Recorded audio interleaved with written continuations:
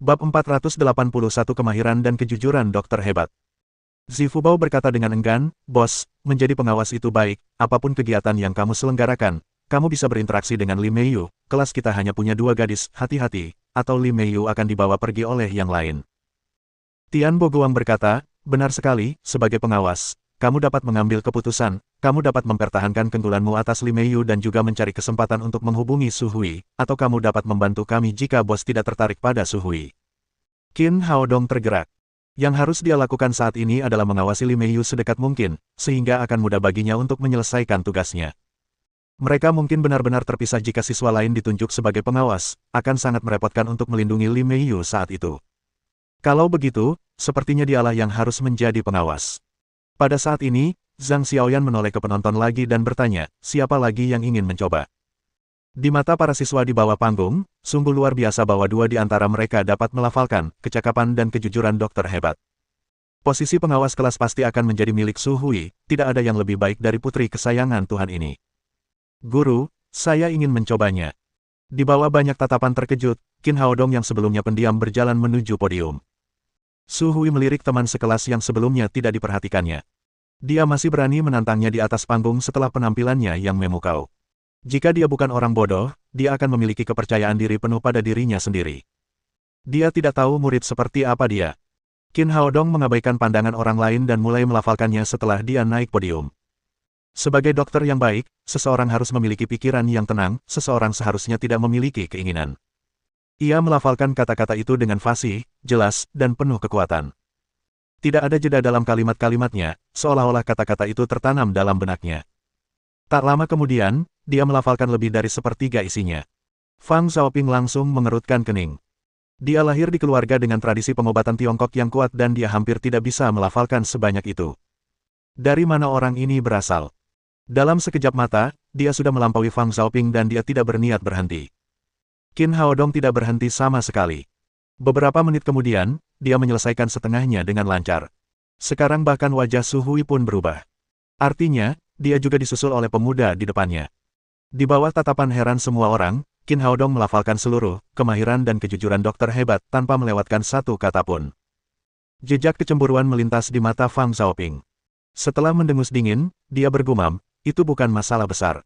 Itu hanya kebetulan bahwa dia bisa melafalkannya. Dia bahkan tidak tahu apa itu. Suaranya tidak keras, tetapi keenam indera Qin Haodong begitu tajam sehingga dia mendengarnya dengan jelas. Dia mencibir dan tidak berhenti setelah melafalkannya. Dia terus berkata, beberapa teman sekelasku mungkin tidak pernah berhubungan dengan pengobatan Tiongkok sebelumnya. Mungkin mereka tidak tahu buku macam apa, kecakapan dan kejujuran dokter hebat itu. Buku ini ditulis oleh Sun Simiao dari dinasti Tang. Buku ini merupakan jilid pertama dari resep-resep yang tak ternilai untuk referensi siap pakai. Buku ini merupakan dokumen yang sangat penting dalam kitab klasik pengobatan Tiongkok tentang etika medis, yang harus dibaca oleh mereka yang belajar kedokteran. Saya pikir ini adalah niat awal guru tersebut ketika ia mengajukan tantangan ini. Kecakapan dan kejujuran dokter hebat, terutama mencantumkan 2 pertanyaan tentang etika medis. Yang pertama adalah hakikat, yaitu mengharuskan dokter memiliki keterampilan medis yang luar biasa, dan ia menyatakan bahwa cara medis adalah cita-cita yang paling canggih dan halus. Yang kedua adalah ketulusan. Dokter membutuhkan pelatihan moral yang tinggi untuk melihat kesusahan orang lain. Jika dokter memilikinya, ia akan merasakan hal yang sama dan memikirkan pasien. Semua orang tercengang. Mata indah Su Hui penuh dengan kemegahan. Qin Haodong dapat melafalkannya dan tahu artinya. Siapa pemuda ini? Bagaimana dia bisa begitu luar biasa? Setelah semua penjelasan, Qin Haodong mengundurkan diri dan kembali ke tempat duduknya. "Bos, kamu sangat kuat, kamu sangat tampan." Zifubao dan Tian Boguang memimpin dalam bereaksi dan mulai bertepuk tangan dengan penuh semangat. Didorong oleh mereka, yang lain mulai bertepuk tangan seolah-olah mereka baru saja terbangun dari mimpi. Untuk sesaat, tepuk tangan menggelegar di dalam kelas. Hanya Fang Xiaoping yang tidak bertepuk tangan. Sebaliknya, dia menjadi semakin cemburu. Dia hanya bisa menahan diri untuk tidak melihat penampilan Su Hui yang bagus. Dari mana orang ini berasal? Beraninya dia mencuri perhatian. Zhang Xiaoyan bertepuk tangan dan berjalan ke podium. Sekelompok mahasiswa baru ini memberinya begitu banyak kejutan, terutama pemuda tampan di depannya ini. Dia tidak hanya bisa melafalkan kecakapan dan kejujuran dokter hebat, tetapi juga bisa menjelaskan maknanya secara terperinci. Sungguh langka. Teman-teman, Aku yakin kalian bisa menebak hasilnya tanpa aku beritahu. Mulai sekarang, Qin Haodong adalah ketua kelas kita. Semua siswa yang hadir tidak terkejut dengan hasil yang diumumkan oleh guru. Bagaimanapun, penampilan Qin Haodong saat itu terlalu luar biasa. Namun saat ia baru saja menyelesaikan perkataannya, dan sebelum semua orang bisa bertepuk tangan, seseorang berkata, "Saya tidak setuju." Semua orang melihat ke arah suara itu, dan ternyata Fang Xiaoping lah yang berbicara. Zhang Xiaoyan berkata dengan heran, "Fang Xiaoping, mengapa kamu tidak setuju? Apa alasannya?" Fang Xiaoping berdiri dan berkata, "Menurut saya, seorang pengawas harus memiliki kemampuan yang menyeluruh. Seseorang tidak dapat menjadi pengawas yang berkualifikasi hanya dengan melafalkan kecakapan dan kejujuran dokter hebat." Petik 2. Zhang Xiaoyan sedikit mengernyit. Itu jelas permintaan yang tidak masuk akal. Tatapan meremehkan melintas di mata Su Hui. Selama bertahun-tahun, dia tahu betul karakter Fang Xiaoping. Jelas bahwa dia adalah orang yang tidak mampu kehilangan. Melihat orang itu berdiri dan menentang bosnya, Zifubao tidak senang dan langsung berteriak, "Fang Xiaoping, kamu sangat tidak tahu malu, apa yang kamu pikirkan jika kamu menang?" Tian Boguang juga menangis, "Kamu tidak keberatan ketika guru mengusulkan rencana ini, singkatnya, ini adalah kompetisi, sekarang kamu mengatakan itu tidak cocok karena kamu kalah, mengapa melakukan ini, apakah rencana yang membuatmu menang adalah yang paling cocok?" Saya. Fang Xiaoping baru saja dibutakan oleh rasa cemburu. Sekarang dia menyadari bahwa dia tidak dapat menemukan alasan untuk mendukung pernyataannya. Zhang Xiaoyan juga merasa bahwa Fang Xiaoping tidak masuk akal. Ketika dia hendak mengumumkan hasilnya lagi, pintu kelas didorong terbuka dari luar dan 4 polisi masuk. Dia sedang menghadiri pertemuan kelas. Untuk apa polisi datang? Dia bertanya dengan heran, "Tuan, saya guru kelas ini, Zhang Xiaoyan, apakah ada yang bisa saya bantu?" Polisi setengah baya yang memimpin berkata, "Nona Zhang, kami adalah polisi yang ditempatkan di kampus universitas. Kemarin, terjadi kasus cedera di depan fakultas kedokteran. 3 teman sekelas Anda melukai seseorang. Saya akan membawa mereka ke kantor polisi untuk menjelaskan kasusnya." Zhang Xiaoyan sedikit terkejut, lalu berkata, "Apakah murid-murid kita memukul seseorang? Itu tidak mungkin, Tuan, murid-murid kita baru saja masuk, apakah ada kesalahpahaman?" Orang-orang yang terluka mengatakannya dengan jelas, "Orang-orang yang memukulnya adalah mahasiswa baru di sekolah pengobatan Tiongkokmu," kata polisi setengah baya itu. "Qin Haodong, Zifubao, dan Tian Boguang ada di kelasmu, bukan?" Zhang Xiaoyan mengangguk dan berkata, "Ya, mereka ada di kelas kita, tapi..." Polisi setengah baya itu berkata, "Tidak perlu ragu-ragu, korban sekarang ada di kantor polisi kami. Kami perlu membawanya ke kantor polisi untuk penyelidikan lebih lanjut. Saya harap Anda dapat bekerja sama dengan kami." Zhang Xiaoyan menoleh ke Qin Haodong dan yang lainnya untuk bertanya, apa yang terjadi. Setelah mendengarkan percakapan antara kedua orang itu, Qin Haodong sudah mengerti apa yang sedang terjadi. Zhong Amuo gagal menemukan seorang gangster untuk melakukan trik kotor, dan sekarang dia menggunakan taktik cadangan. Dia ingin menggunakan polisi untuk menghadapinya. Sebenarnya, dia hanya perlu mengeluarkan sertifikat yang diberikan Hu Xiaoxian kepadanya dan masalah itu dapat segera diselesaikan. Namun, dia tidak melakukannya setelah memikirkannya. Karena Zhong Amuo terus-menerus mencari masalah untuknya, dia harus membuatnya menderita.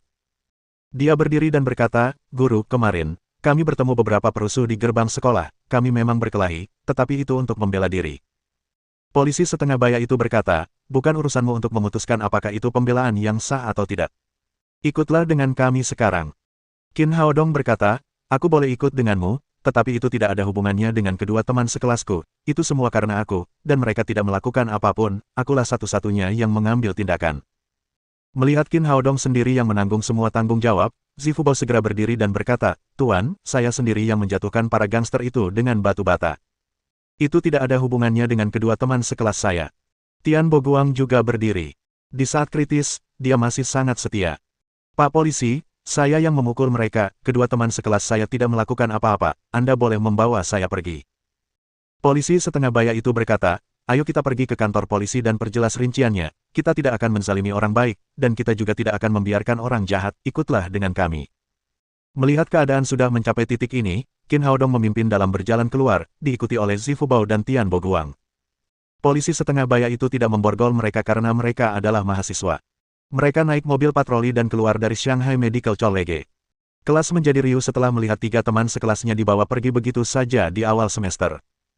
Teman-teman sekelasnya diam-diam mengemukakan pendapat mereka. Fang Xiaoping langsung berdiri dan berkata, "Guru, saya sudah mengatakan bahwa dia tidak cocok menjadi pengawas. Tidak ada bedanya dengan seorang berandalan yang berkelahi dengan seseorang saat semester dimulai." Li Meiyu tiba-tiba menjadi tidak senang dan berkata dengan marah, polisi belum menemukan jawabannya, apa yang kamu bicarakan? Baiklah, kalian semua diam dulu, kata Zhang Xiaoyan dengan wajah muram, pertemuan kelas hari ini sudah selesai. Pengawas kelas akan ditetapkan setelah upacara awal semester di sore hari. Setelah itu, dia meninggalkan kelas dengan tergesa-gesa. Kejadian besar seperti itu baru saja terjadi di kelasnya setelah sekolah dimulai. Dia harus melaporkannya ke bagian administrasi kampus. Li Meiyu tampak tidak yakin saat dia tetap duduk di kursinya. Dia jelas tahu tentang perkelahian Qin Haodong. Dia juga tahu bahwa para bajingan itu telah disewa oleh Zhong Amuo. Pada dasarnya, dialah yang menyebabkan ini. Apa yang harus saya lakukan? Haruskah saya membantu? Dengan pengaruh mereka di Huaxia, masih mudah bagi mereka untuk menangani masalah kecil ini. Namun, dia menyembunyikan identitasnya dan pergi ke Shanghai kali ini. Dia tidak ingin identitasnya terungkap dengan mudah. Di saat yang sama, dia masih marah kepada kakeknya dan menolak semua pengawal yang dikirim oleh keluarganya. Dia juga mengatakan bahwa dia bisa hidup tanpa bantuan mereka. Jika dia memanggil kakeknya untuk meminta bantuan sekarang, itu berarti dia telah kalah. Tetapi jika dia tidak meminta bantuan kakeknya, bagaimana dia bisa membantu Qin Haodong? Dia tidak bisa hanya melihat mereka ditangkap oleh polisi. Tepat saat dia ragu-ragu, seorang wanita cantik berjas profesional muncul di pintu kelas. Dia mengetuk pintu dan bertanya, permisi, siapa Qin Haodong? Liu Yue lah yang datang. Sesuai dengan instruksi Zhou Xinzu, dia pergi menemui Qin Haodong untuk mengambil obat. Melihat wanita cantik lain mencari Qin Haodong, Fang Xiaoping awalnya merasa cemburu. Kemudian dia menyombongkan diri dan berkata, kamu terlambat. Dia telah dibawa pergi oleh polisi. Dia ditangkap polisi. Ekspresi Liu Yue berubah dan bertanya, maaf, apa yang terjadi, mengapa polisi menangkapnya? Fang Xiaoping menggelengkan kepalanya dan berkata, saya tidak tahu detailnya, saya dengar dia berkelahi dengan seseorang. Aku tahu. Li Meiyu bergegas keluar dari kelas. Menurut intuisinya, wanita di depannya seharusnya bisa membantu Qin Haodong. Bab 482 Pacar Nona Zhou. Liu Yue menatap gadis cantik di depannya dan bertanya, kakak, apakah kamu tahu apa yang sedang terjadi? Begini masalahnya. Li Meiyu membawa Liu Yue ke koridor dan menceritakan apa yang terjadi dari awal hingga akhir. Kakak, bisakah kamu membantu Haodong? Dia benar-benar membela diri. Aku tidak percaya hal seperti ini bisa terjadi. Liu Yue mengerutkan kening dan berkata, jangan khawatir, aku akan memikirkan cara untuk menyelesaikan masalah ini.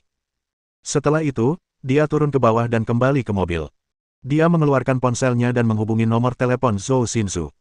Saya sudah sampai di Shanghai Medical College, tapi Qin Haodong baru saja dibawa pergi oleh polisi. Dia menceritakan kepada Zhou Xinzu apa yang Li Meiyu katakan kepadanya lagi dan kemudian berkata, Nona, apakah kita perlu membantu Qin Haodong? Ya, tentu saja.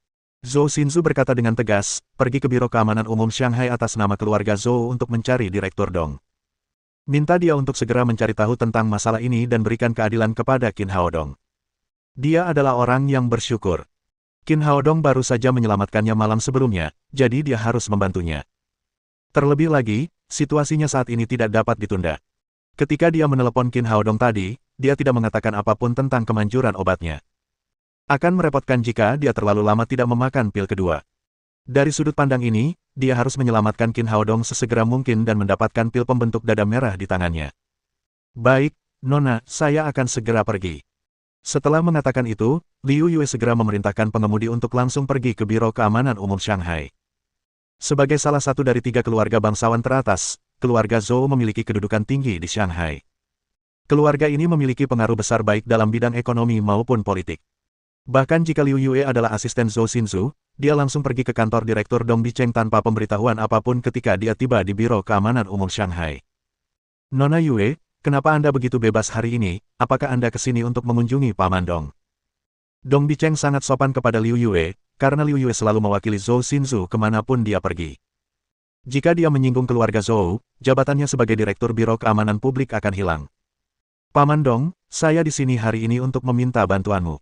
Jangan terlalu sopan padaku, kamu bisa bicara padaku jika kamu butuh sesuatu, selama aku bisa melakukannya, aku pasti akan melakukannya untukmu.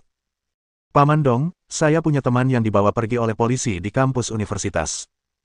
Liu Yue menceritakan kepadanya bagaimana Qin Haodong diserang oleh gangster dan bagaimana dia dibawa pergi oleh polisi. Kemudian dia melanjutkan, Paman Dong, temanku memang bertanggung jawab untuk bertindak membela diri, tetapi masalah itu ditangani dengan cara yang merugikannya, dia hampir tidak pernah mendaftar di perguruan tinggi, jika masalah ini tidak ditangani dengan baik, itu akan berdampak besar padanya. Pada titik ini, dia berbisik di telinga Dong Bicheng, yang paling penting adalah dia adalah pacar Nona Zhou. Itulah cara yang dipikirkan Liu Yue dalam perjalanan ke sana. Agar dapat menyelamatkan Qin Haodong secepat mungkin dan mendapatkan pil pembentuk dada, dia harus memberinya identitas khusus. Lagi pula, dia sudah salah paham bahwa Qin Haodong adalah pacar Nona Zhou sebelumnya, jadi dia hanya perlu melakukannya lagi. Benar saja, cara ini berhasil. Dong Bicheng langsung bangkit dari kursinya saat mendengar bahwa pacar Zhou Xinzu telah ditangkap secara keliru oleh anak buahnya. Aku benar-benar tidak tahu bagaimana orang-orang ini menangani kasus ini. Dong Bicheng menepuk dadanya dan berkata, Yue, jangan khawatir, ayo kita pergi ke kantor polisi di kampus universitas sekarang, Paman Dong pasti akan memberimu keadilan. Kunjungi situs web listnovel.com. Liu Yue tersenyum. Itulah yang diinginkannya. Terima kasih, Paman Dong. Dong Bicheng memanggil sekretarisnya dan mengikuti tim Liu Yue ke kantor polisi di kampus universitas. Polisi setengah baya itu langsung membawa Qin Haodong ke ruang interogasi kantor polisi tanpa memborgolnya. Dia hanya menyuruh Qin Haodong duduk di bangku besi di ruangan itu. Dia mengambil pena dan kertas dan siap menginterogasi Qin Haodong. Namun, begitu dia duduk, dia mengerutkan kening dan berkata kepada polisi di sebelahnya, Zhang, pergi dan buat campuran dengan bahan ini, spondilopati servikal saya kambuh lagi, itu menyebabkan saya sakit kepala parah setiap kali saya menundukkan kepala. Qin Haodong berkata, Pak Polisi, ini bukan penyakit serius, kalau saya yang mengobatinya, penyakit ini akan sembuh total dalam beberapa menit. Polisi setengah baya itu menatapnya dan menegurnya, anak muda, jangan bicara omong kosong, hari ini adalah hari pertama kuliahmu. Aku khawatir kamu belum cukup belajar, bagaimana kamu bisa menyembuhkan spondilopati servikalku. Qin Haodong tersenyum dan berkata, saya memiliki keterampilan medis keluarga saya datang ke sekolah hanya untuk melanjutkan studi saya. Jika saya benar, spondilopati servikal Anda juga merupakan masalah lama, sebelumnya, kondisinya tidak terlalu serius, 3 bulan lalu, kondisinya tiba-tiba memburuk, Anda merasa pusing dan sakit kepala, lalu terkadang merasa mual. Benarkah, selama Anda percaya kepada saya, spondilopati servikal Anda akan sembuh dalam beberapa menit? Polisi setengah baya itu sedikit terkejut. Penyakitnya dijelaskan secara lengkap oleh Qin Haodong, tetapi dia masih menggelengkan kepalanya dan berkata, saya sudah pergi ke rumah sakit, dokter mengatakan tidak ada cara untuk menyembuhkannya, saya hanya bisa pulih secara perlahan. Itulah yang akan dikatakan dokter yang tidak kompeten. Anda pasti pergi ke rumah sakit yang menggunakan pengobatan barat. Dokter pengobatan barat benar-benar belum menemukan cara untuk mengobati penyakit kronis seperti itu. Qin Haodong berdiri dan langsung menghampiri polisi setengah baya itu. Beri aku waktu 3 menit dan aku akan memberimu kejutan. Melihat polisi setengah baya itu masih ragu-ragu, dia berkata lagi, karena berada di kantor polisi, kamu tidak takut aku menyerangmu, benarkah? Melihat rasa percaya diri di wajah Qin Haodong, polisi setengah baya itu berpikir sejenak dan berkata, baiklah, kamu bisa mencobanya. Saya akan menanganinya dalam beberapa menit. Tidak akan lama, kata Qin Haodong sambil meletakkan tangan kanannya di leher polisi setengah baya itu. Dengan ki asli kayu hijau dan teknik pijatnya yang unik, sangat mudah untuk mengobati spondilosis cervix. Mula-mula ia mengeruk meridian yang tersumbat di leher, kemudian ia merenggangkan tulang-tulang yang sedikit terkilir dengan beberapa retakan. Setelah menepuk-nepuk leher beberapa kali, dia berkata, wah, penyakit leher rahimmu sudah sembuh total. Asalkan kamu menggunakan tulang leher rahimmu dengan baik di masa mendatang, semuanya akan baik-baik saja. Secepat ini, polisi setengah baya itu merasakan sensasi yang sangat menenangkan di lehernya, seolah-olah ia telah melepaskan beban puluhan kilogram. Ia berdiri dan meregangkan tubuhnya. Sungguh, semua sakit kepala dan pusingnya telah hilang, dan ia tidak sakit lagi. Kau hebat, anak muda, kemampuan medismu hebat. Itu mudah sekali. Qin Haodong tersenyum dan menoleh ke polisi muda di sebelahnya dan berkata, jika tebakan saya benar, bahu kiri Anda pernah cedera sekali, Anda menderita periartritis humeroscapularis karena perawatan yang tidak tepat, sakitnya luar biasa saat hujan di hari berawan, atau jika Anda mengerahkan terlalu banyak tenaga, bukan? Ya, itu benar, lenganku cedera saat latihan, lalu semakin parah seperti yang kau katakan. Polisi muda itu berkata dengan gembira, adik kecil, bisakah kamu menyembuhkan penyakitku? Ini hanya penyakit ringan, sebentar lagi akan sembuh, kata Qin Haodong, lalu ia mulai merawat polisi muda itu. Alasan mengapa dia merawat kedua polisi itu berturut-turut adalah untuk mengulur waktu. Dia tahu bahwa keluarga Zhou akan segera datang untuk menyelamatkannya. Bagaimanapun, penyakit Zhou Xinzu sudah jelas dan tidak bisa ditunda. 5 menit kemudian, polisi muda itu meregangkan lengannya. Dulu, saat ia melakukan hal ini, ia akan merasakan sakit yang luar biasa, tetapi ia tidak merasakan apapun setelah perawatan, seolah-olah ia tidak terluka. Dia berkata dengan penuh rasa terima kasih, adik kecil, keterampilan medismu sungguh menakjubkan. Tidak apa-apa, tidak apa-apa, ini hanya masalah kecil. Lalu Qin Haodong duduk di kursinya sekali lagi.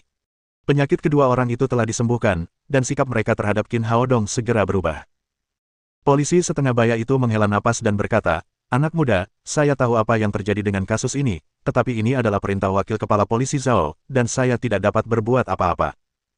Baiklah, aku bisa meminjamkanmu telepon, jika kau punya teman yang bisa membantumu di Shanghai, telepon dia segera, kalau tidak, aku harus mengirim kalian bertiga ke pusat penahanan hari ini. Qin Haodong tersenyum dan berkata, tidak masalah, nanti akan ada yang datang membantuku, wakil direkturmu akan diberhentikan. Polisi setengah baya itu mengerutkan kening dan berkata, anak muda, jangan remehkan wakil inspektur Zhao, dia ada hubungannya dengan. Saat mereka sedang berbicara, pintu ruang interogasi tiba-tiba terbuka. Seorang polisi setengah baya berusia 40-an masuk, diikuti oleh Zhong Amuo dan pemimpin gangster kurus hari itu.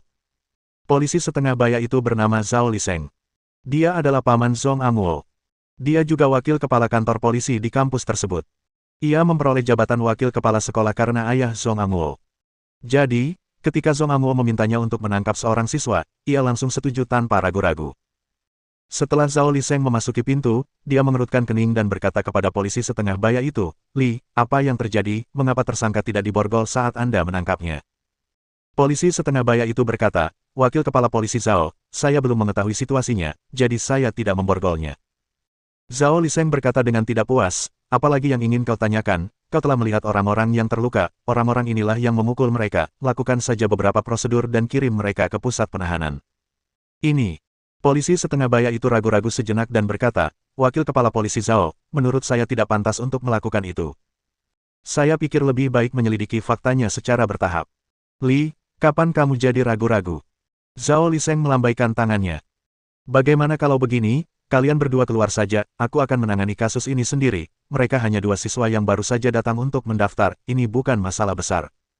Polisi itu menghela nafas dan meninggalkan ruang interogasi bersama polisi muda itu.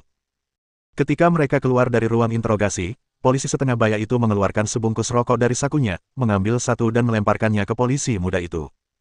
Kemudian mereka mulai merokok bersama. Polisi itu berkata dengan marah, jelas, keponakan wakil kepala sekolah Zhao yang menindas seorang mahasiswa dengan preman, dan sekarang dia ingin menangkapnya dan mengirimnya ke pusat penahanan, menurut saya, dia benar-benar penindas. Awalnya, dia adalah seorang pemuda yang berpikiran jernih dan memiliki rasa keadilan. Qin Haodong telah menyembuhkan cedera bahunya beberapa saat sebelumnya, jadi dia sangat marah tentang masalah ini. Wang, kamu sudah lama tidak bertugas, ada beberapa hal yang tidak bisa kami tangani. Polisi setengah baya itu memasukkan rokok ke dalam mulutnya. Ia mengisapnya dalam-dalam dan berkata, pemuda ini orang baik, tetapi kali ini wakil kepala polisi Zhao bertekad untuk mengorbankan kepentingan keponakannya, saya harap keluarga pemuda ini punya koneksi, kalau tidak, akan sangat merepotkan. Tepat saat itu, wajahnya tiba-tiba membeku. Polisi muda itu melihat ke arah yang ditujunya dan melihat 7 atau 8 mobil melaju ke kantor polisi. Di depan ada mobil Direktur Biro Keamanan Publik, Dong Bicheng. Di belakangnya ada iring-iringan mobil mewah. Masing-masing mobil bernilai lebih dari beberapa juta yuan. Setelah iring-iringan mobil diparkir, Kepala Biro Keamanan Publik, Dong Bicheng, adalah orang pertama yang keluar.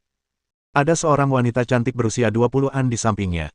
Polisi muda itu berkata dengan heran, Saudara Li, mengapa direktur ada di sini? Tangan polisi setengah baya itu, yang sedang memegang rokok, mulai gemetar.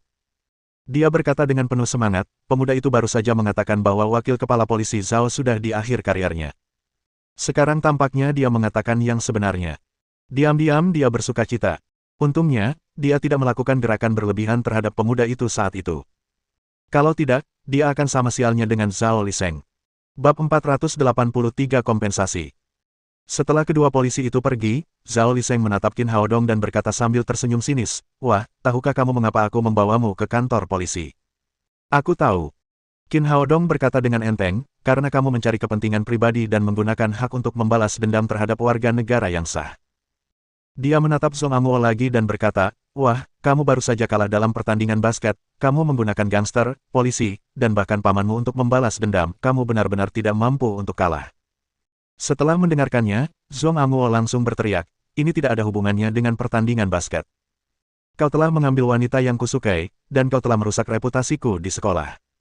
Setiap kali aku melihat seseorang, aku selalu teringat dengan pertandingan kita. Sekarang aku bahkan tidak punya muka untuk keluar dan menemui orang lain. Kalau aku tidak berurusan denganmu, bagaimana aku bisa bertahan di fakultas kedokteran?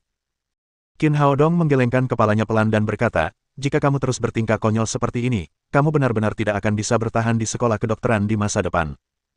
Nak, kamu sombong sekali, kamu tidak tahu di mana kamu berada, kan, ini ruang interogasi kantor polisi, tidak peduli siapa kamu harus patuh di sini.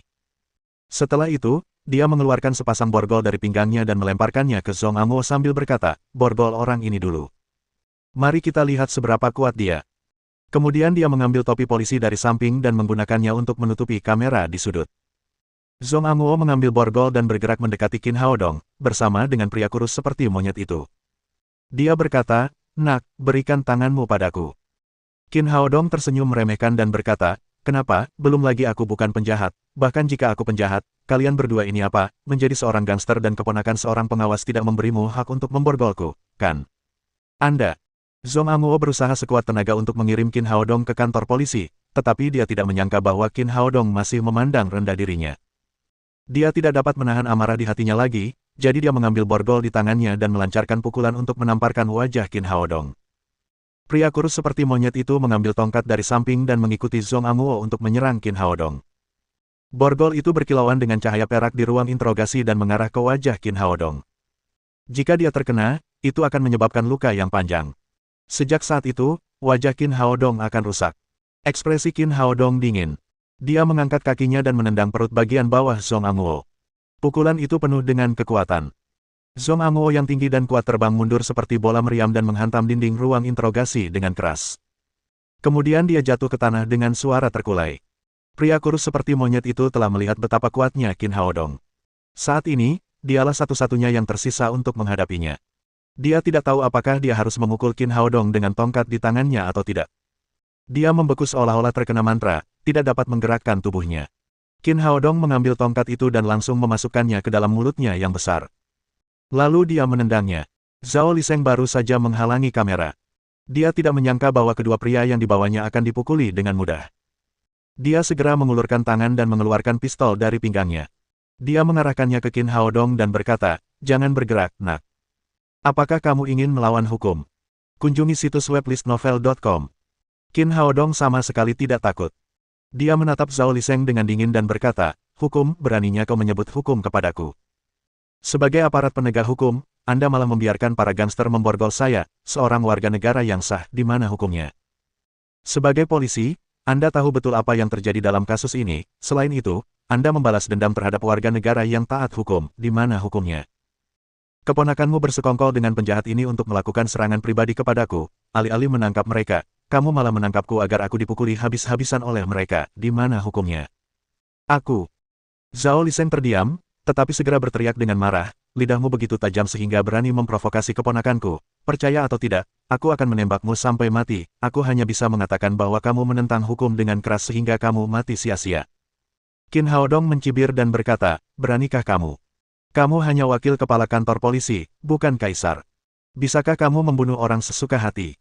Tepat pada saat itu, Zhong Amo bangkit dari tanah dan berteriak dengan panik kepada Zhao Liseng, paman, tembak bunuh bajingan ini.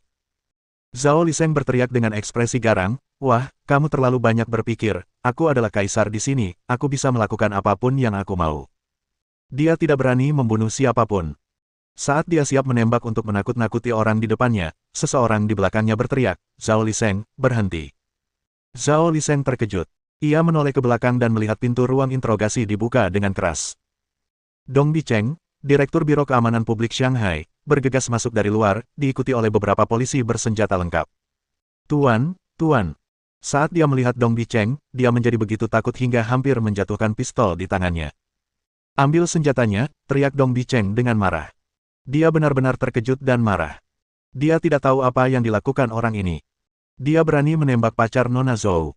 Bukankah dia sedang menggali kuburnya sendiri? Orang-orang selalu mengkhianati orang-orangnya sendiri, kenapa kamu malah mencari masalah denganku? Setelah menerima perintah, dua polisi inspeksi segera maju untuk mengambil senjata Zhao Liseng. Liu Yue melangkah maju dan berkata kepada Dong Bicheng dengan tatapan serius, Direktur Dong, apa yang sebenarnya terjadi? Saya harap Anda bisa memberi penjelasan kepada Nona Zhou. Sebagai asisten Zhou Xinzu, kemampuannya sangat kuat, dan dia pandai menangani berbagai situasi.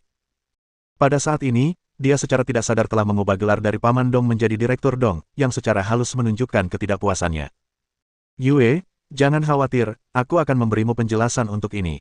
Setelah itu, dia menoleh ke arah Zhao Liseng dan berteriak dengan marah, apa yang sebenarnya terjadi?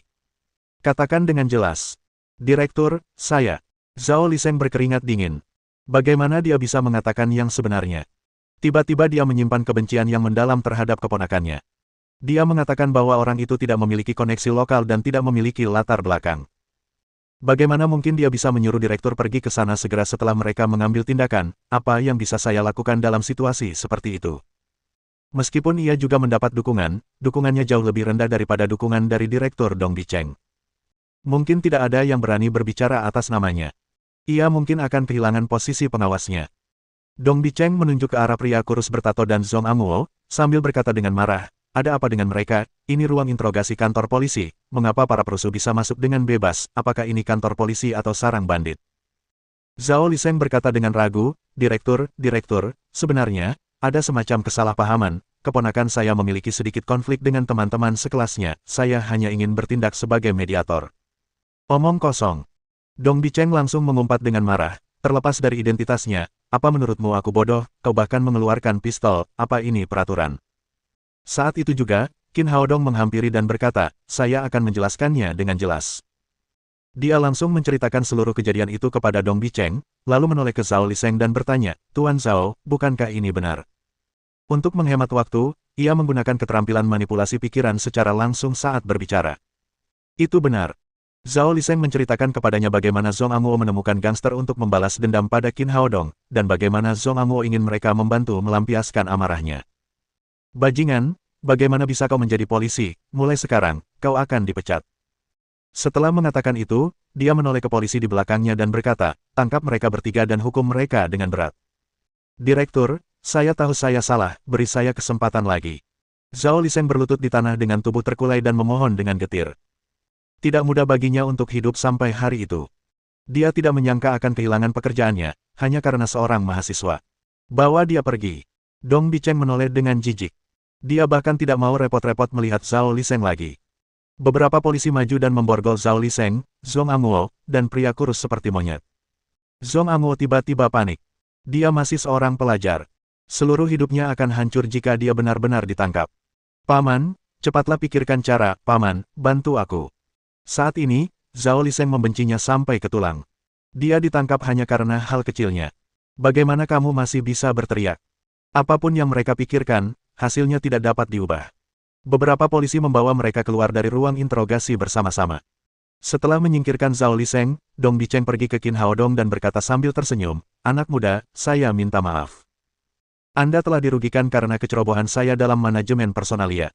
Menurutnya, dia adalah pacar putri sulung keluarga Zhou, dan dia akan menjadi anggota inti keluarga Zhou di masa depan. Dia harus berhati-hati saat berurusan dengannya. Qin Haodong sedikit terkejut. Ketika dia melihat Liu Yue, dia yakin bahwa dia telah dikirim oleh Zhou Xinzu. Pada saat yang sama, dia tahu bahwa pria parubaya di seberangnya adalah Kepala Biro Keamanan Publik Shanghai. Bukan masalah besar untuk membantunya. Namun, mengapa seorang Direktur Biro Keamanan Publik Shanghai bersikap begitu sopan kepadanya? Saat dia bingung, Liu Yue berkata, Paman Dong, meskipun masalah ini telah diselesaikan, kantor polisi menangkap orang yang salah, bukankah seharusnya Anda memberi teman saya kompensasi? Liu Yue mewakili keluarga Zhou. Ketika keluarga Zhou mengajukan syarat, Dong Bicheng tentu saja tidak bisa menolak. Selain itu, kantor polisi memang salah kali ini. Masalah ini memang telah merugikan teman kita Qin, sudah sepantasnya dia menerima kompensasi. Dong Bicheng berkata kepada Qin Haodong, jangan khawatir, aku teman sekelas kepala sekolahmu.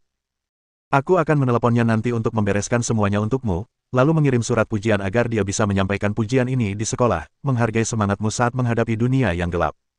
Selain itu, Anda dapat meminta apapun, selama saya dapat melakukannya, saya akan berusaha sebaik mungkin. Qin Haodong berpikir sejenak dan berkata, saya sangat berterima kasih atas apa yang telah Anda lakukan hari ini. Saya punya teman yang dipindahkan dari Jiangnan ke Biro Keamanan Publik Shanghai ke Regu Kriminal. Namanya Nalan Wuxia, dan dia dulunya adalah Kapten Regu Kriminal di Biro Keamanan Publik Jiangnan. Jika Direktur Dong merasa nyaman, Anda dapat membantunya dalam pekerjaannya. Petik 2. Walaupun dia tidak tahu mengapa Dong Bicheng begitu sopan padanya, Karena dia telah mengulurkan cabang zaitunnya, Qin Haodong harus memanfaatkan kesempatan ini dengan baik. Nalan Wuxia melepaskan jabatan kaptennya untuk pergi ke Shanghai dari Jiangnan demi dia. Akan lebih baik jika dia bisa mendapatkan kompensasi. Oh, Nalan Wuxia. Dong Bicheng berkata, dia adalah seorang polisi yang hebat, karena dia memiliki posisi itu di kota Jiangnan. Kita tidak bisa membiarkannya diperlakukan tidak adil di Shanghai. Kebetulan saja Kapten Regu Kriminal di Kota Timur baru saja pensiun dan posisinya masih kosong. Saya pikir sudah tepat baginya untuk mengambil alih. Qin Haodong berkata, bagus sekali, Direktur Dong, terima kasih banyak. Itu saja, aku harus pergi sekarang, kau bisa mengobrol sebentar. Dong Bicheng sangat pintar. Dapat dilihat bahwa Liu Yue dan Qin Haodong masih memiliki sesuatu untuk dikatakan, jadi dia langsung meninggalkan ruang interogasi bersama orang-orangnya. Setelah mereka pergi, Qin Haodong berkata kepada Liu Yue, terima kasih atas bantuan Nona Zhou. Liu Yue menatap Qin Haodong dengan serius dan berkata sambil tersenyum, apakah kamu tahu siapa aku? Bab 484 Pujian yang Menakjubkan. Qin Haodong berkata, saya tidak tahu siapa Anda, tetapi saya tidak punya banyak teman di Shanghai. Hanya Nona Zhou, Zhou Xinzu, yang memiliki kemampuan untuk mengundang Direktur Biro Keamanan Publik. Selain itu, dia menelepon sebelumnya, ingin mengirim seseorang untuk mengambil obatnya, kurasa nona kecil ada di sini untuk mengambil obatnya. Aku tidak menyangka orang setampan dirimu ternyata sangat pintar, Liu Yue tersenyum dan berkata, perkenalkan, aku Liu Yue, asisten Xinzu, nanti kau bisa memanggilku Suster Xiao Yue. Qin Haodong mengangguk, kakak Xiao Yue, terima kasih atas bantuanmu.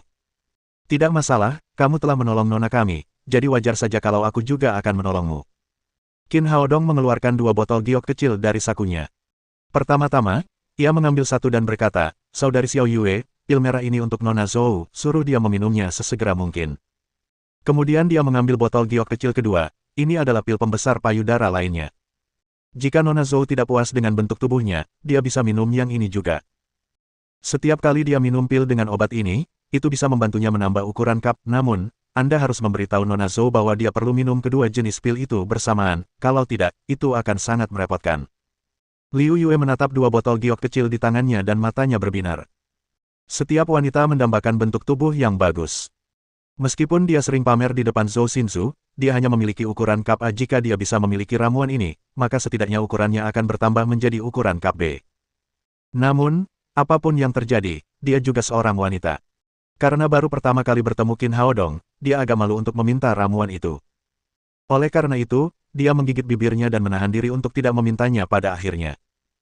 Qin Haodong tampaknya telah membaca pikirannya, saat dia mengeluarkan botol giok kecil lainnya dari sakunya, kakak Xiao Yue, terima kasih telah membantuku kali ini untukmu. Liu Yue segera mengambil botol giok kecil itu sambil tersenyum. Dia telah menyaksikan sendiri keajaiban obat itu pada Zhou Xinzu. Tampaknya memperbesar ukuran cup sudah dekat baginya. Terima kasih, saudara. Sama-sama, kata Qin Haodong, hanya 2 pil obat mujarab, tidak ada yang bisa menandingi bantuan dari Suster Xiao Yue. Kakak, mulutmu manis sekali. Liu Yue sangat puas dengan kinerja Qin Haodong. Dia mengeluarkan kartu nama dan memberikannya kepadanya. Di masa mendatang, apapun yang terjadi di Shanghai, Anda dapat menghubungi saya, kata Liu Yue. Ketika Qin Haodong mengambil kartu nama itu darinya, Liu Yue menambahkan, saudaraku, saya khawatir nona muda akan menjadi cemas karena menunggu, jadi saya tidak akan mengantarmu kembali ke sekolah, saya akan kembali sekarang untuk mengantarkan obat kepadanya. Jangan khawatir, tidak jauh dari sini, kita bisa memanggil taksi. Qin Haodong keluar dari ruang interogasi setelah mengucapkan selamat tinggal kepada Liu Yue. Pada saat yang sama, Zifu Bao dan Tian Boguang juga telah dibebaskan. Ketika mereka berdua melihat Qin Haodong, mereka langsung berlari dan berkata, bos, apa yang terjadi? Mengapa mereka tiba-tiba membiarkan kita pergi? Itu wajar, karena kami memang dirugikan. Polisi sudah tahu kebenarannya, jadi tentu saja mereka harus membiarkan kami pergi. Ada beberapa hal yang tidak ingin diketahui Qin Haodong dari kedua saudaranya, jadi dia menambahkan, kalian berdua telah menderita, aku akan mentraktir kalian makan siang, ayo cari restoran besar untuk makan enak.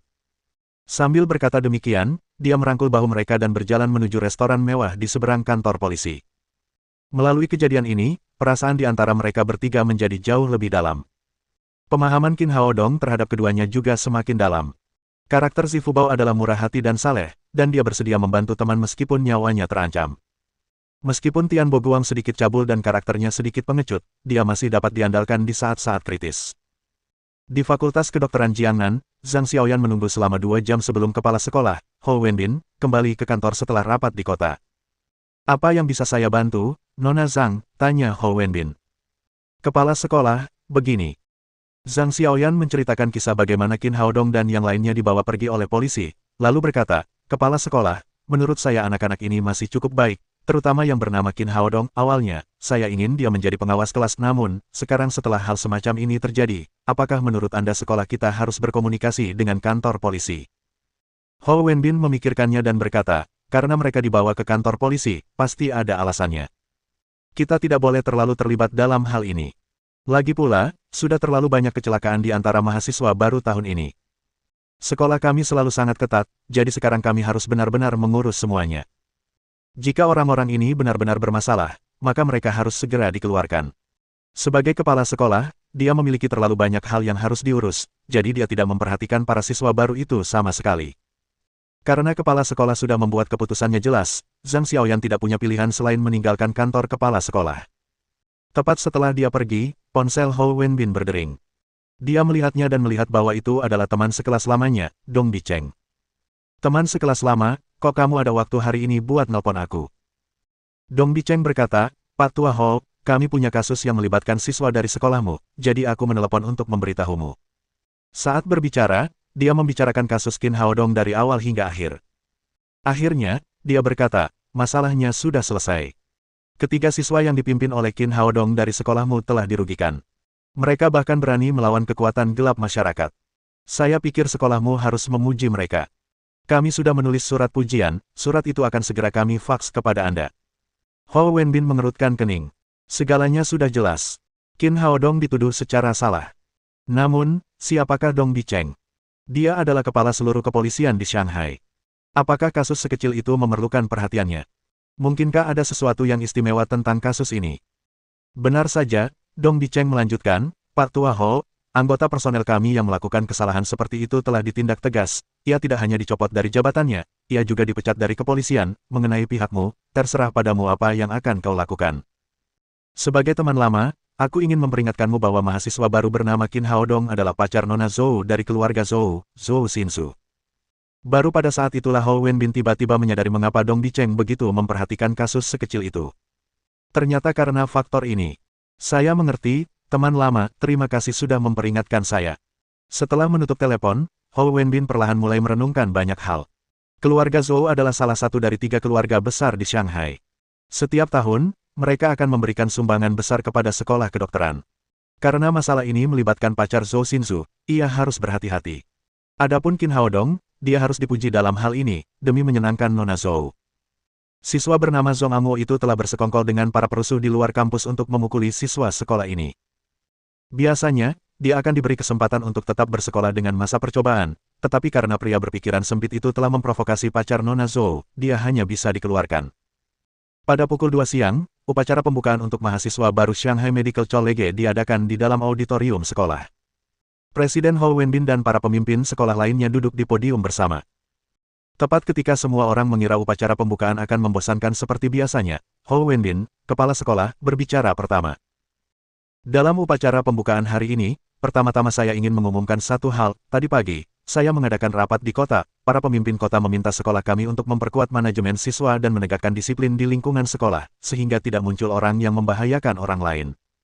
Begitu Hou Wenbin berbicara, hati Zhang Xiaoyan langsung hancur. Sepertinya pihak sekolah akan menangani Qin Haodong dan yang lainnya dengan serius.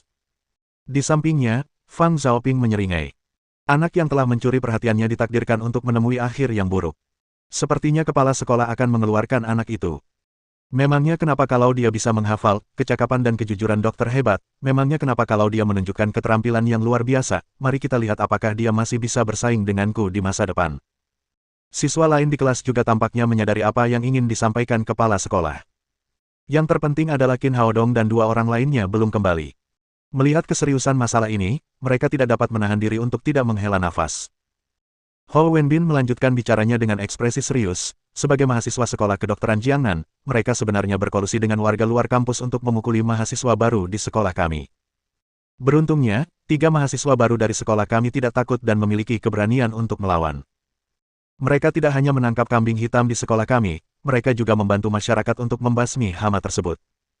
Begitu para mahasiswa baru ini datang ke sekolah kami, mereka menerima surat rekomendasi dari Biro Keamanan Publik Shanghai. Mereka meraih kehormatan dan kejayaan bagi sekolah kami. Ini adalah contoh yang dapat ditiru oleh semua guru dan siswa di sekolah kami.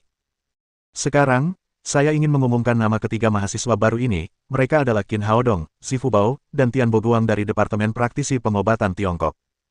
Begitu kepala sekolah selesai berbicara, seluruh auditorium tiba-tiba menjadi riuh. Sebagian orang terkejut dengan berita itu, sementara yang lain tertawa setelah mendengar nama Zifu Bao dan Tian Boguang. Para guru dan siswa dari Departemen Praktisi Pengobatan Tiongkok ternganga lebar karena terkejut. Tak seorang pun dari mereka menduga hasil ini. Alih-alih ditangani, Qin Haodong dan dua lainnya justru mendapat pujian dari kepala sekolah. Setelah itu, semua orang mulai bertepuk tangan dengan antusias. Hanya Fang Xiaoping yang tampak kecewa. Sebelumnya, dia menantikan pemecatan Qin Haodong. Tetapi sekarang, dia telah menjadi panutan bagi seluruh sekolah. Sambil memberi isyarat agar semua orang diam, Hou Wenbin melanjutkan, sekarang, saya ingin mengumumkan bagaimana sekolah akan menangani insiden ini. Zhong Amuo, mahasiswa tahun ketiga yang tidak ingin memperbaiki diri, berkolusi dengan warga di luar sekolah. Dia telah melanggar peraturan dan disiplin sekolah secara serius, dan telah memberikan dampak buruk pada sekolah. Menurut peraturan manajemen Shanghai Medical College, kami telah memutuskan untuk mengeluarkannya dari sekolah kami. Untuk mahasiswa baru Qin Haodong, Zifu Bao, dan Tian Boguang, sekolah akan memberikan mereka surat penghargaan sebagai penghargaan. Pada saat yang sama, kami akan memberikan Qin Haodong bonus sebesar 10.000 yuan, dan memberikan Zifu Bao dan Tian Boguang masing-masing 5.000 yuan. Kami juga akan membebaskan semua biaya kuliah mereka selama 4 tahun ke depan. Setelah Hou Wenbin mengumumkan hasilnya, seluruh auditorium kembali mendidih. Tindakan yang diambil sekolah itu di luar dugaan semua orang. Hukumannya tidak pernah seberat ini. Zhong Amuo tidak diberi kesempatan apapun dan langsung dikeluarkan. Sedangkan untuk Qin Haodong dan dua orang lainnya, hadiah yang mereka terima cukup mengagumkan. Mereka tidak hanya diberi surat penghargaan, mereka juga diberi bonus hadiah yang besar, dan dibebaskan dari biaya kuliah selama 4 tahun. Li Meiyu dan yang lainnya bertepuk tangan dengan hangat, sementara wajah Fang Xiaoping menjadi suram dan menakutkan. Dia mengira bahwa dia akan menjadi kebanggaan jurusan praktisi pengobatan Tiongkok setelah masuk perguruan tinggi. Namun, begitu sekolah dimulai, dia telah sepenuhnya dirampok dari pusat perhatian oleh anak itu. Selanjutnya, mari kita undang Qin Haodong dan dua siswa lainnya ke podium. Setelah Hou Wenbin selesai berbicara, Qin Haodong dan dua orang lainnya berjalan ke podium sambil mengenakan bunga merah. Tidak heran mereka tidak muncul di antara kelompok praktisi pengobatan Tiongkok. Mereka dibawa ke kantor pagi-pagi sekali untuk mempersiapkan penghargaan. Qin Haodong sangat acuh tak acuh terhadap pengakuan semacam itu, sementara Zifu Bao dan Tian Boguang cukup bersemangat memenangkan kehormatan ini sejak awal sekolah. Di masa depan, mereka dapat membanggakannya dengan orang tua dan teman sekelas mereka. Tampaknya mereka memiliki masa depan yang cerah di depan mereka jika mereka mengikuti bos. Hou Wenbin secara pribadi memberikan penghargaan dan bonus kepada mereka bertiga. Kemudian, setelah berfoto sebagai kenang-kenangan, mereka turun dari podium di tengah tepuk tangan. Ketiganya kembali ke kelompok mahasiswa dari jurusan praktisi pengobatan Tiongkok. Setelah mereka kembali, para mahasiswa di kelas mereka bertepuk tangan dengan meriah. Zifu Bao dan Tian Boguang mencibir. Satu berdiri di sebelah kanan Fang Xiaoping, sementara yang lain berdiri di sebelah kiri. Bab 485 teman sekamar yang terlambat. Fang Xiaoping menatap kedua orang yang menang itu. Dia begitu marah dan tak berdaya sehingga dia hanya bisa bersenandung dingin. Kemudian, dia mengalihkan pandangannya ke podium. Setelah masalah itu selesai, Hou Wenbin melanjutkan pidatonya. Setelah menyelesaikan agenda upacara pembukaan, dia menambahkan, besok adalah hari pelatihan militer di sekolah kedokteran ajaib kita. Latihan militer merupakan mata kuliah wajib bagi setiap mahasiswa sebelum memulai kehidupan di kampus. Pelatihan ini hanya berlangsung selama 10 hari, jadi setiap orang harus menghargainya. Di masa depan, pelatihan ini akan menjadi aset yang sangat berharga dalam hidup Anda. Mendengar dua kata latihan militer, Zifu Bao langsung terlihat seperti bola yang kempes. Senyum puas di wajahnya telah menghilang saat dia bergumam, apakah mungkin untuk menolak aset ini? Sebagai pria super gemuk, 10 hari pelatihan militer itu pasti akan menjadi mimpi buruk terbesarnya. Agar semua orang dapat merasakan sendiri kehidupan nyata para prajurit, agar semua orang dapat memaksimalkan pelatihan dan kemajuan dalam pelatihan militer, dan agar semua orang dapat memahami sepenuhnya apa itu prajurit Tiongkok, tahun ini, universitas kami telah menjalin kerja sama khusus dengan pasukan khusus di wilayah militer Shanghai. Hou Wenbin berkata dengan penuh semangat, semua instruktur dalam pelatihan militer tahun ini berasal dari pasukan khusus wilayah militer Shanghai. Mereka adalah pasukan khusus di antara para prajurit di antara semua prajurit. Mereka pasti akan memberi Anda pengalaman yang belum pernah Anda alami sebelumnya. Para siswa, apakah kalian sudah siap? Para mahasiswa baru di bawah panggung menjawab dengan jawaban yang menggemparkan dari segala arah. Kepala mereka terangkat tinggi dan begitu pula semangat mereka. Pasukan khusus daerah militer Shanghai pasti sangat tampan, aku harus berhasil dalam latihan militer besok. Seorang instruktur pasukan khusus, saat aku kembali, aku akan punya sesuatu untuk dibanggakan. Mendengar berita ini, para siswa menjadi sangat bersemangat sehingga mereka ingin segera memulai pelatihan militer. Hanya saudara gemuk Zifubao yang hampir jatuh ke tanah sambil menangis. Pelatihan pasukan khusus TMD 100 kali lebih keras daripada pelatihan prajurit biasa. Melihat keadaannya yang menyedihkan, Fang Xiaoping akhirnya tenang dan mencibir. Setelah upacara pembukaan, para mahasiswa dari jurusan praktisi pengobatan Tiongkok kembali ke kelas. Kemudian, kelas tersebut mengadakan pertemuan lagi. Zhang Xiaoyan berkata dengan gembira di wajahnya, semuanya sudah jelas tentang situasi teman sekelas Qin Haodong. Kepala sekolah sudah memberikan penjelasan di upacara tersebut. Karena itu bukan salah teman sekelas Qin Haodong, keputusan kita pagi ini masih berlaku. Dia akan menjadi ketua kelas praktisi pengobatan Tiongkok kita sampai pemilihan ulang diadakan sebulan kemudian. Setelah pengumuman itu, Zifubao menggelengkan kepalanya yang besar dan gemuk dan berteriak, "Bos, saya mendukungmu, kamu akan menjadi ketua kelas yang hebat." Tian Boguang juga berteriak, "Benar sekali bos, dengan bakatmu, akan sangat disayangkan jika kamu tidak menjadi ketua kelas." Itu belum tentu benar, saya hanya tahu cara bertarung dan menghafal, kecakapan dan kejujuran dokter hebat, itu tidak cukup untuk menjadi ketua kelas. Teman sekamar Fang Xiaoping, Zhang Zichao, yang berbicara. Berdiri di sisi Fang Xiaoping, dia secara alami menentang Qin Haodong. Pelatihan militer akan segera dimulai, saya ingin melihat bagaimana kecakapan dan kejujuran dokter hebat akan membantu Anda melewatinya. Kali ini giliran Wang Haiqiang dari asrama Fang Xiaoping. Mereka juga punya Li Guojun di asrama mereka. Keempatnya tinggi dan kuat, dan sama sekali tidak menganggap pelatihan militer sebagai hal yang penting. Sebaliknya, ketiga orang di asrama Qin Haodong menjadi murung. Fang Xiaoping melirik Zifubao dan berkata sambil mencibir, karena latihan militer akan segera dimulai, maka asrama 510 kita akan menantang asrama 508 milikmu. Bagaimana kalau kita bertanding? Karena kamu ingin bertanding, mari kita bertanding, aku, saudara gendut, tidak takut padamu. Zifubao berdiri. Moto hidupnya adalah bersikap pesimis terhadap hidup dan mati. Meskipun ia pusing ketika berbicara tentang latihan militer, ia tidak akan pernah menundukkan kepalanya ketika menghadapi provokasi Fang Xiaoping. Si gendut, terserah padamu saja. Fang Xiaoping berkata dengan nada meremehkan, sebenarnya, menurutku lebih baik orang sepertimu sakit atau semacamnya, pelatihan militer tidak cocok untukmu. Zhang Zichao berkata sambil tersenyum, sayang sekali si gendut itu bukan wanita, kalau tidak, kamu bisa saja bilang kalau kamu sedang tidak enak badan akhir-akhir ini. Li Guojun juga berkata sambil tersenyum, menurutku itu tidak akan berhasil, teman sekelas perempuan hanya dapat mengambil cuti selama 1 minggu saat mereka meminta cuti, tidak mungkin mengambil cuti selama 10 hari. Melihat orang-orang itu berbicara terlalu jauh, si gendut itu sangat marah hingga seluruh tubuhnya bergetar. Sepertinya dia akan meledak.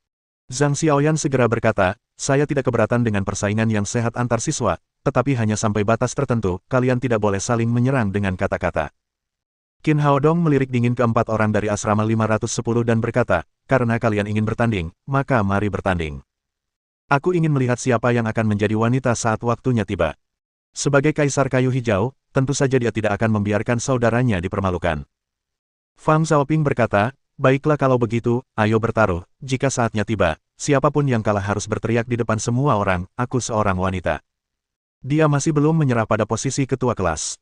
Dia percaya bahwa selama dia menekan Qin Haodong selama pelatihan militer, pasti akan ada banyak suara untuknya. Kemudian, menjadi ketua kelas akan menjadi kesimpulan yang sudah pasti. Ketika saat itu tiba, Su Hui dan Li Meiyu pasti akan terkesan olehnya. Setuju.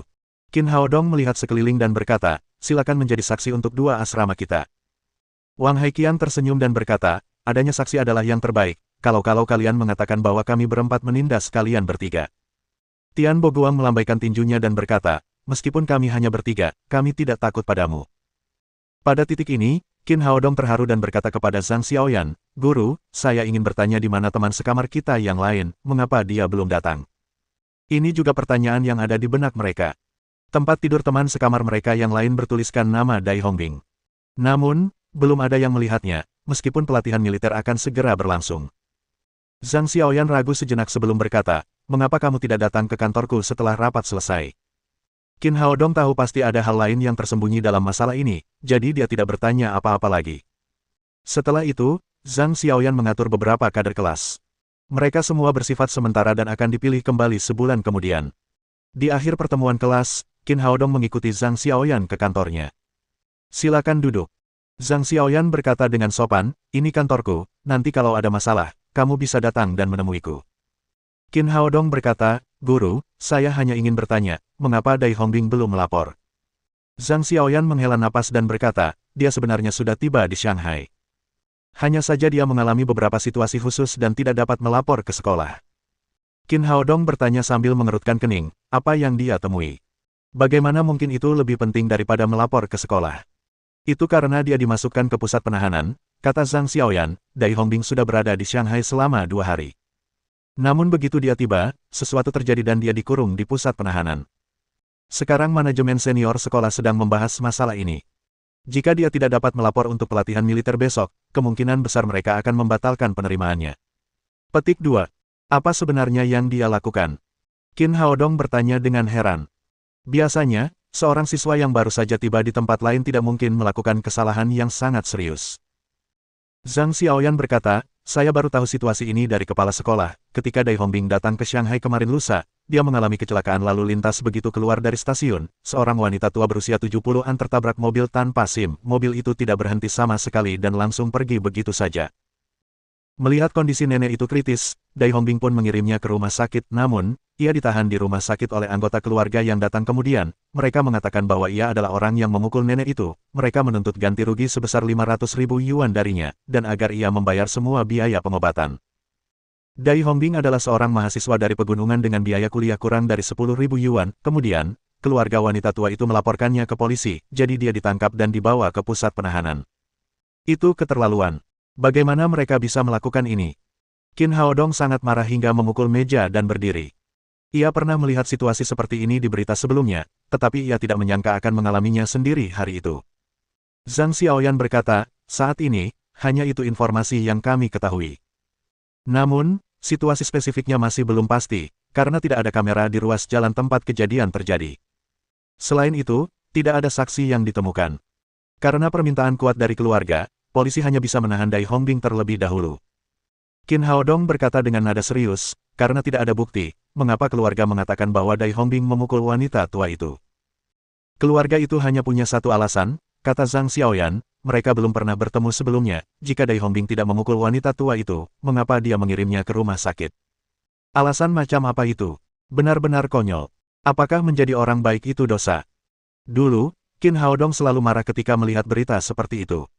Namun, karena hal itu terjadi pada teman sekamarnya, dia tidak akan tinggal diam dan tidak melakukan apa-apa. Zhang Xiaoyan menatap anak laki-laki di depannya. Kesan pertamanya tentang Qin Haodong adalah dia lembut, dan tidak peduli dengan bantuan atau penghinaan. Dia tidak menunjukkan perubahan emosi apapun bahkan ketika dia dibawa pergi oleh polisi. Namun kali ini, dia seperti singa yang marah, membuatnya merasakan dinginnya Qin Haodong. Bagaimana sikap sekolah terhadap masalah ini? Zhang Xiaoyan berkata, untuk hal-hal seperti ini yang tidak ada buktinya, tidaklah tepat bagi sekolah untuk mengatakan terlalu banyak.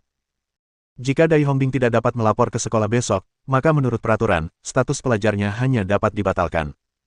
Qin Haodong berkata, jika Dai Hongbing bertindak berani demi kebenaran, bukankah terlalu kejam bagi sekolah untuk melakukan ini? Jika tempat pendidikan saja sudah sedingin ini, siapa yang berani membantu dalam situasi ketidakadilan di masa depan? Siapa yang berani mengulurkan tangan membantu mereka yang membutuhkan bantuan? Zhang Xiaoyan menghela napas lagi, pihak sekolah juga punya alasannya sendiri. Saat ini, tidak ada yang bisa membuktikan bahwa tindakannya benar, itu hanya cerita. Sebagai kepala sekolah, mereka tidak bisa berbuat lebih dari ini. Nona Zhang, bisakah Anda memberitahu saya ke pusat penahanan mana Dai Hongbing dibawa? Saya dengar itu adalah pusat penahanan distrik timur. Nona Zhang, Dai Hongbing adalah teman sekamar kita dari asrama 508. Selama dia benar-benar bertindak benar, aku akan membantunya datang ke sekolah kita sebelum pelatihan militer besok. Dengan itu, Qin Haodong berbalik dan meninggalkan kantor. Zhang Xiaoyan menggelengkan kepalanya. Menurutnya, itu hanya kemarahan sesaat dari lelaki besar itu. Tidak ada yang bisa membantu dalam masalah seperti ini. Setelah meninggalkan kantor, Qin Haodong menarik napas dalam-dalam. Ia menenangkan diri, lalu berjalan menuju ruang kelas. Sebelum dia sampai di pintu kelas, sesosok cantik muncul di lorong. Dia adalah Su Hui. Qin Haodong, kali ini aku kalah, namun, aku tidak akan mengaku kalah. Itu masalahmu, itu tidak ada hubungannya denganku. Qin Haodong tidak menghentikan langkahnya saat dia terus berjalan maju. Su Hui mengikutinya dan berkata, saya mendengar Li Meiyu mengatakan bahwa Anda memiliki keterampilan medis, saya ingin bersaing dengan Anda. Saya tidak punya waktu.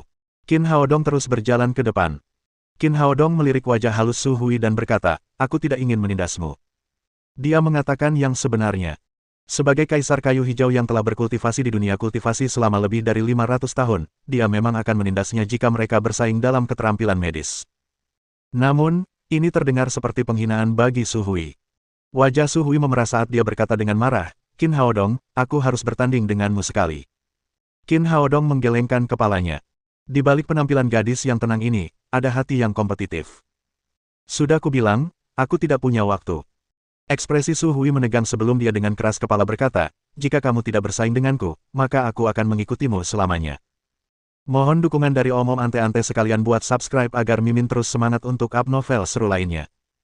Sekiranya ada kebutuhan buat subbag, silakan inbox Mimin atau tuliskan di kolom komentar. Terima kasih.